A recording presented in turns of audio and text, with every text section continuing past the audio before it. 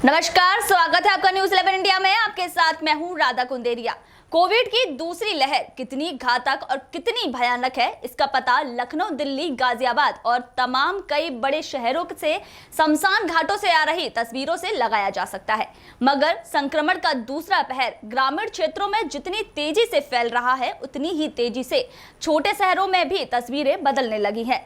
दिल्ली से 70 किलोमीटर दूर पश्चिम उत्तर प्रदेश के बुलंदशहर के एक शमशान गृह पर सुबह से देर रात तक चिताओं का सिलसिला जारी रहा, जिनमें से आधे से ज्यादा कोविड-19 संक्रमण से मौत होना बताया जा रहा है।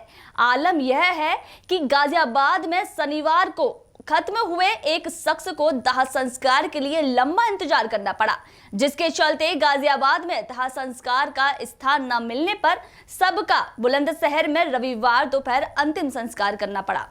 कोरोना की दूसरी लहर कितनी घातक और जिंदगी को छीन लेने वाली है, इसकी वानगी इन तस्वीरों को देखकर साफ हो जाती है।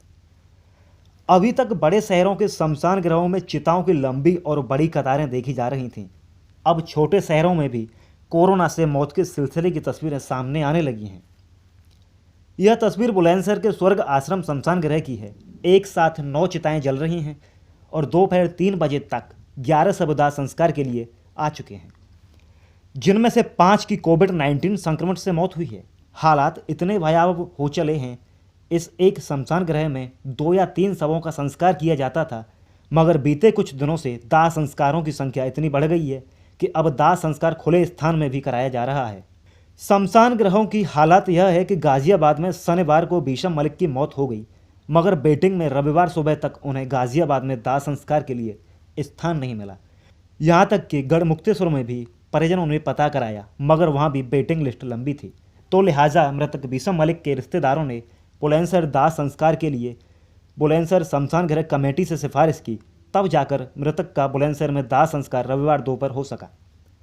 मौतों के बढ़ते आंकड़ों और शमशान गृहों में दाह संस्कार की लंबी लाइनों के चलते शमशान गृहों में अब 24 घंटे में अपने परिजनों की अस्थियां, फूल आदि को 24 घंटे में आकर इकट्ठा करने के बैनर भी टांग दिए गए हैं। जी हाँ, वहाँ तो दिल्ली की हालत ख़राब है, लेकिन अब यहाँ के भी ऐसे ही हो रहे हैं और करीबन ज़्यादा भी ना तो 10-15 तो आ ही रहे हैं, जिसमें 2-3 हमारे यहाँ को उसके होते हैं कोरोना वाले। ये है। और भी उनको आप किस तरीके से संतुष्टि करते हो, क्योंकि वो कोरोना की बॉडी होती है, आपको ना पीपी किट है ना कुछ है। आप देख रहे हैं कि आप लगातार जो उनके शव हैं उनको पलट भी रहे हैं, देख जी हाँ, ये तो हमारा काम है जी, अब देखना पड़ेगी है, ठीक है। हाँ। और वैसे हाथ नहीं लगाते हैं हम, जो बॉडी आती है उससे हाथ नहीं लगाते हैं। क्या कुछ कहते हैं वो एम्बुलेंस में जो आते हैं, वो किस तरीके से? वो हमसे गुजारिश तो करते हैं, लेकिन हम हाथ जोड़ कर कह देते हैं कि बाबूजी आप ही करो। जब वहाँ से यहाँ तक ले आए हैं तो यहाँ करने में क्या दिक्कत है, आप ही करो। वो लोग नहीं करते हैं, चले जाते हैं। हाँ ना, करते हैं, वही करते हैं, फिर बाद में देख रेख हमारी होती है। ये है तो ये है बाबूजी, इस टाइम स्थिति बहुत ही खराब हुई है। आज गाजियाबाद से भी आए? जी जी जी। क्यों आए थे वो गाजियाबाद से? गाजियाबाद में जगह नहीं मिली तो वहाँ के कुछ रिश्तेदार यहाँ रहते थे, उन्होंने यहाँ बुला लिया, हमें देनी पड़ी जगह। अब बेचारे कहाँ भटकेंगे, इसलिए हमने दी जगह।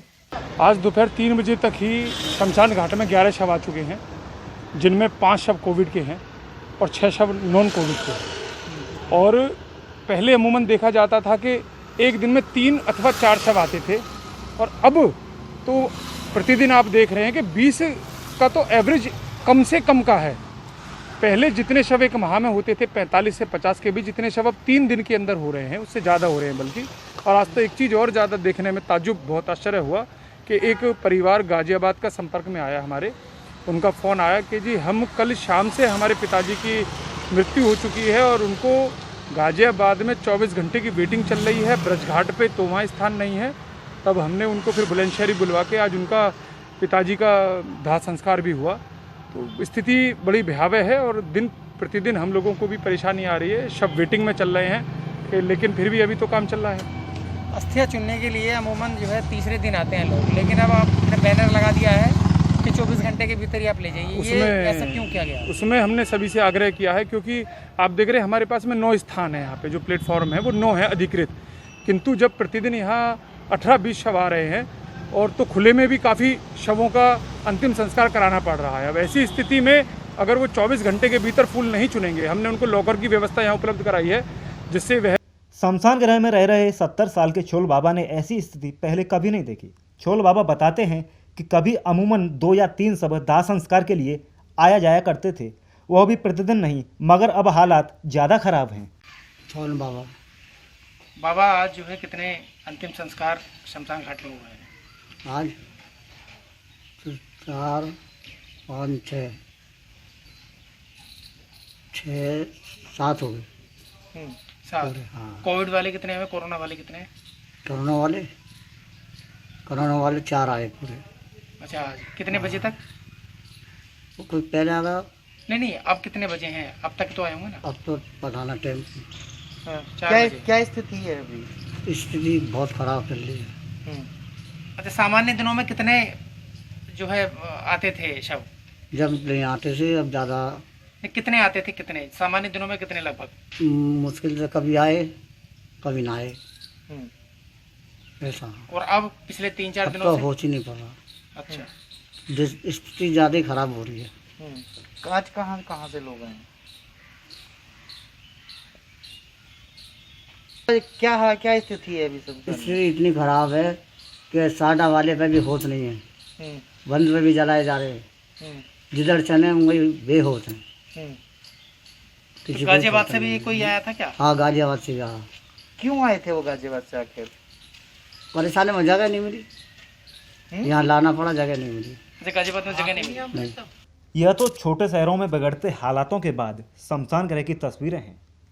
अगर निजी अस्पतालों की बात करें तो इंडियन मेडिकल एसोसिएशन ने हाथ खड़े करने शुरू कर दिए हैं। IMA के सचिव जनता से माफ़ी मांग रहे हैं कि ऐसे वक्त में वह जनता के लिए बहुत कुछ नहीं कर पा रहे हैं। IMA के सचिव का आरोप है कि जिला प्रशासन कोरोना के मरीजों की संख्या और बेड संख्या के सही होने के आंकड़े में सिर्फ कागजों तक सीमित है। अब बेबस डॉक्टर भी मदद की गुहार लगा रहे हैं। मैं बताता हूँ, यहाँ 150 से ज़्यादा जिला एम्बुलेंस में चिकित्सक हैं और 50 से ज़्यादा अस्पताल पंजीकृत हैं, जिनमें 3 अस्पताल कोविड के हैं। और कोविड के अस्पतालों में कोरोना की महामारी के चलते मरीजों की संख्या बहुत सर्वाधिक है। उस संख्या के चलते सीरियस मरीज इस बार दूसरा स्ट्रेन जो कोरोना का आया है उसमें बहुत ज़्यादा आ रहे हैं। इसके चलते भी ऑक्सीजन सप्लाई हम नहीं कर पा रहे हैं। पहले तो मैं जनता से क्षमा चाहता हूँ, शर्मिंदा हूँ कि मैं इंडियन मेडिकल एसोसिएशन के सचिव के नाते अपने समाज, अपने देश, अपने ज़िले के लोगों के लिए इस कोविड लहर में बहुत कुछ नहीं कर पा रहा हूँ।